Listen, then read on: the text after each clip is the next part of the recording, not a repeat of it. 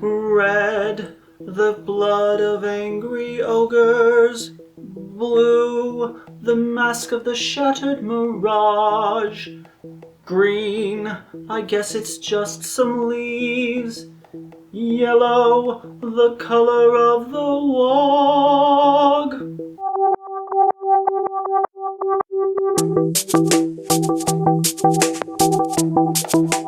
Hi folks, happy Pride Month and welcome to Glitter Void Gamecraft. My name is Eric and today I'm building a set of Warhammer objective markers. Now don't tell the cool kids, but I've actually never played a game of Warhammer 40k or Age of Sigmar or pretty much any tabletop skirmish or war game. But if there's one thing I love, it is bright colors and intricately designed bases, and so no project quite puts all those elements together like this one. A project like this is great for practicing some freehand on the banners themselves, and then for the bases, we always need an excuse to use up some of those many piles of bits we have lying around. If you don't play any of these games, have no fear. The skills that I'm about to show you would work great on a diorama or some sort of display piece. You can't see too many details for how far away the camera is, but at the end of the video there will be some glamour shots as well as the debut of a shiny new spinny electric turntable, so stay tuned for that. But in the meantime, let's get crafting.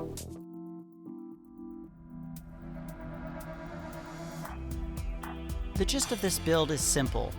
Some sort of beams on which to hang some sort of banner or flag on some sort of base. Of course, the devil's in the details. Many other set of objective markers are going to be more unified in theme, but I wanted these to be unique and bright and bold and obvious. These aren't going to get lost in some blasted ruins. I sketched out a few designs, some fantasy and some sci-fi. As for the artwork on the banners themselves, while it would make more sense to have them match up with your particular army, I wanted to show all different sorts of paint jobs and even how to make your own decals for the more involved designs. The main material for this build is BBQ skewers. They can, surprisingly, pass as wood or be painted to look like metallics.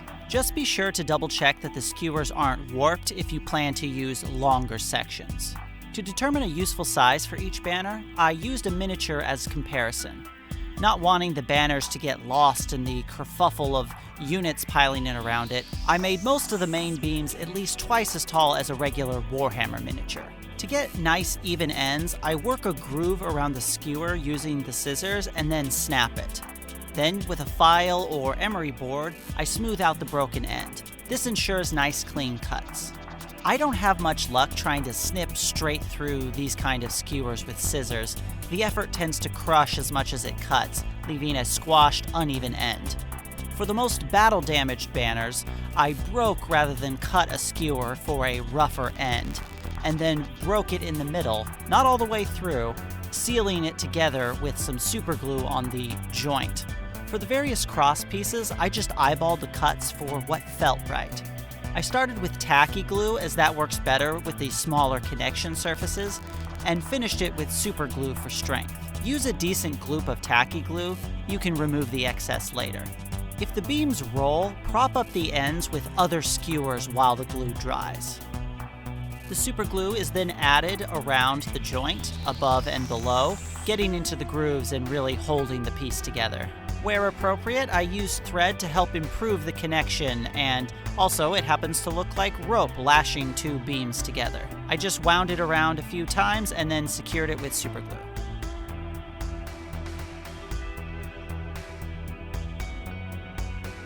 Once everything was dry, I went back with an X-Acto knife to remove any excess glue. Just don't take too much off, or it all might fall apart before you get started. I used toilet paper for the banners themselves, doubling over the sheets to increase the strength. Unless you really like the quilted pattern on your TP, make sure that the side with the patterns face each other, and trim away the perforated edge into whatever shape you end up wanting. Before applying all over glue, I decided to try attaching the banners to the beams first using tacky glue. Usually when I'm using TP to make some sort of fabric, it's hanging off of a frame or draped over a fixed object, and securing it first doesn't matter so much. But since I wanted the flags to be hanging in a more natural and also dynamic way, I was unsure if I could get that to happen with the usual gloopy mess. On some of the parts with beams behind the banners, I added additional glue, not all the way, just so I could add some dynamic rippling to the cloth while posing the banners. In the end, I just kept working at it till they were attached enough that they would be secure, but could still be molded and posed once I added the glue mixture. As the glue dried, I frayed the ends of some of the banners with scissors. I tried not to go too wild, since that might cause the TP to tear when it's weighted down with the glue. I added some textures to the wooden beams, such as deep grooves along the lengths and some larger chunks missing here and there to indicate battle wear. Now for the messy part. Covering my work surface with wax paper, I created a mixture of PVA glue and water, about a 2-to-1 mixture. Just watery enough that it would easily soak into the paper. From there, I poured the mixture onto the flags, allowing gravity to help spread it along the surface. For reasons beyond my understanding, sometimes it would soak all the way through, and sometimes I had to end up either dragging it through the mixture or pouring more down the backside. I added more battle damage to the flag and laid it out to partially dry. Don't forget about these. The idea is to let them dry part of the way before you try to get those sweet morale-inducing waves in the fabric. For the banners that more or less stand up straight, I covered them with the mixture and poked the ends into a piece of foam so they had the approximate angle I wanted them to dry at, letting gravity do most of the work. Once the standard flag was mostly but not entirely dry, it was time to pose it. I just sort of started piling stuff around it to press the material into that waving in the breeze, flag-esque shape that we've all seen. The trick is to do this when it's dry enough that it won't leak glue and stick to everything, but still damp enough to mold. After drying overnight, the banners are nice and crisp with those sharp edges that are a joy to paint. I once more removed any excess glue that had dried, especially on those beams that were meant to be more sci-fi and machined rather than wood. I noticed that the bottom edge was stretched out on some banners. I'm guessing by the weight of the glue? It made some cool textures, but also creates an oddly angled bottom edge, so I cleaned that up before base coating. Everything got a coat of Mod Podge mixed with black acrylic ink.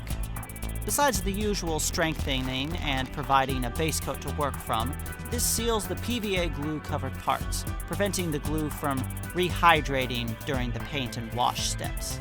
I had to apply the Mod Podge in stages, letting it dry completely in between, as even this little bit of moisture softened the glue somewhat. I didn't want to have to redo all of those wonderful crisp edges. The large brush doesn't get into all of the nooks and crannies, so I touched them up with Vallejo Brush-On Surface Primer and a long, bristled, narrow brush. I also use this to base coat the beams, as the Mod Podge mixture can sometimes leave textures. The beams got a simple paint job, brown for the fantasy wooden ones with a light golden brown dry brush, and various metallics for the sci-fi ones. At this stage, I wasn't too careful about where the paint was going, as I could fix any mess when I painted the flags.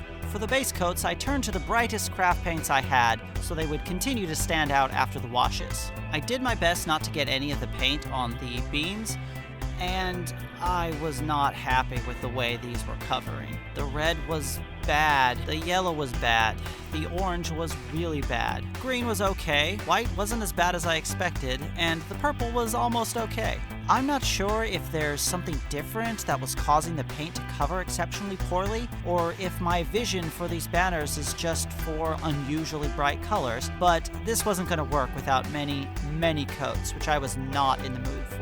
I even tried switching over to some older miniature paints I had, and while the color was better, it wasn't helping with the coverage. It was time to bring out the big guns, or at least the more expensive guns. Starting with the worst of the banners, I used my Citadel miniature paints, and with just a few drops, wow, was it better. It's been a while since I painted miniatures, so maybe my memory is just bad, but I pretty much spent all of this time laughing about how much easier it was to get a solid base coat with a few drops and a single coat. Here's a comparison of a single coat of cheap Craftsmart bright red and a single coat of Citadel's Mephiston red base paint. Glorious. I continued using the miniature paints for the details on the banners. I'm far from a pro at freehand, but here's the advice that I have. Have an idea of what you want. Shape, color, silhouette, theme, etc. Then, being careful not to have too much paint on your brush, mark the insides of the shape with small, thin lines. It's far easier to expand the edges of the shape out than to pull them back in, which require going in with the base color and covering the mistake. Then once you have the basic framework and the relationship of the pieces to each other in place, you expand the shapes to whatever they're going to be. For example, with this piece, once I had the lines to indicate where and how many teeth there would be, I expanded the lines into the final tooth shape. Once I got the basic pieces of the ring of teeth, I went back in to add some smaller ones in any gaps if they felt too large. Here's another example where I was going for a bunch of leaves with branches or something on the outside edges. I started this bunch of leaves with straight lines to get an idea of how large they'll be and their relationship to each other. From there, I expanded the leaves into their final size, then connected them with a vine.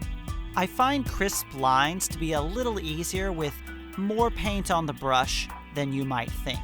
Not large gloops, but enough that the line or edge is mostly completed in a single pass. When I have to keep going over and over a line, I tend to find that it ends up looking choppy.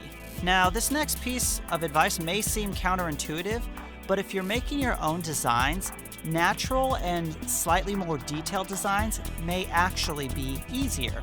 You'd think that a minimalist or geometric design would be simpler, but sharp angles and straight lines are far more difficult to do. Especially on textured or wavy surfaces, something like a boar or an eagle or leaves allows some room for error. And if all else fails, in the fiction of the banner, the paint could just be a bad artist. Not you, you're amazing. Speaking of wavy surfaces, I made sure not to just paint the image flat on folds for this banner. I don't have any great advice for how much you should offset this, but enough that the image is broken by the material inside the fold or crease. I continued with highlighting, doing tidy work on some and appropriate sloppy work on others as needed. For one of the symbols, I was finding it difficult to freehand, so I decided to try my hand at making something like a decal. I used construction paper for its absorbency, which helped later when I glued it on. I used my compass to make a few concentric circles. My first attempt ended up too small, so I made a second one that was a little larger. After cutting it out, I went along the perimeter with a hole punch to create a gear pattern. If I do this again, I will probably cut the pieces apart before doing this, as once the gear pattern was punched out, the outer circle ended up being super flimsy. After cutting out the circles, I painted one side with a light coat of silver paint. I intentionally chose this color of construction paper so I wouldn't have to worry too much about the edges. With this ready, it was time to attach everything. I took some regular matte Mod Podge and soaked the unpainted side. The construction paper absorbed a lot of moisture from the glue, making it very malleable, which would help it bend into the various grooves of the banner. Putting a ton of glue on made transferring the decal easier, as thin layers of glue dry very quickly, and this is a very fragile piece. I spread more glue on, in, under, and around the decal to make sure that even if it didn't end up flat, it wouldn't be flimsy once the Mod Podge dried. This worked marvelously. While it isn't going to look exactly painted on, it does lie very flat. The only issue is where the sheen was uneven. So after I created some additional adornments and attached it in the same way, I went back over the entire flag with more Mod Podge to unify the finish. Every banner got some general highlights of a brighter shade of the color, still sticking with miniature paints, especially on the edges and ridges to catch more light. For the not-so-pretty flags, I used some store-bought brown wash to make them look grimier and battle-damaged. I originally planned to build the bases out of foam core, but I was worried that the larger flags might be too top-heavy. I had exactly 6 extra 2-inch bases. Since these have space underneath, attaching a coin or a washer, or even just filling it with hot glue could be used to add weight if it ended up being necessary. I raided my meager supply of Warhammer bits as well as my scrap bin to add some details to the bases. A few pieces of XPS foam here, the occasional toothpick there. You can be as plain or as extravagant as you want here. Even a pile of PVA glue with some sand in it. If you really drill down into some of this lore, armies fighting over a pile of dirt would actually be pretty on brand. I used some sheets of cork as broken pavement and rubble, some bits of sprues from the Warhammer bits as conduits. I had some plastic and metal components from various broken toys and gadgets that I threw in. When you get wild with some of the mixed medium art bits here, you may find that something like a 5-minute epoxy will be much better for holding things together. Or in this case, to fill in some of the embossed text on the casing of an SD card reader.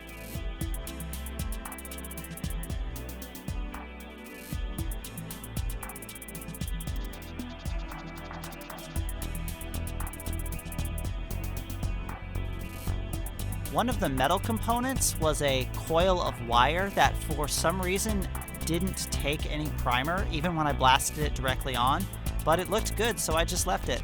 The paint scheme for the bases was pretty simple. About the only thing unusual here was when I needed to add a color to the base, I busted out some Color Theory 101 and chose a color complementary to whatever the main color of the flag was. A last-minute change was with the quote-unquote blue flag. I didn't like how I didn't make it blue, so I hit the whole thing with a dark blue wash to tint everything. On the bases themselves, washes are especially important since I wanted the banners themselves to be the star, so toning down the bases is a must. Finally, I attached the flags to their bases depending on what the overall look I wanted was. Some were just meant to be piles of rubble with a flag standing up amongst it, and others had a specific piece meant for the banner to stand in. And outside for a quick coat of matte finish, and voila! A set of objective markers that any army would be proud to fight over.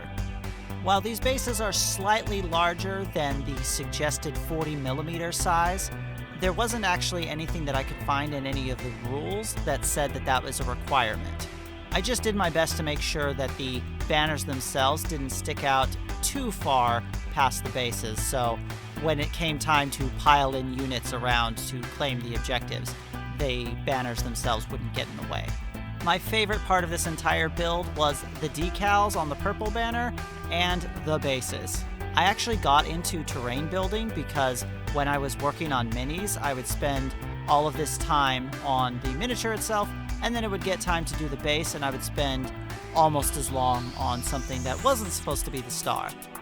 In the grim darkness of the far future, there may be only war. That doesn't mean you can't look good while you're doing it. Well, if you weren't inspired by all of these majestic flags fluttering in the breeze to go off and trample all your enemies before you, I hope you enjoyed the video. If you did, consider giving the video a thumbs up and let me know in the comments which one of these factions you'd like to throw your weight behind. If you found anything particularly helpful, why not subscribe to the channel or share it with a friend? And in the spirit of this month, you are valid and I love you. Thanks for watching, and I'll see you next time.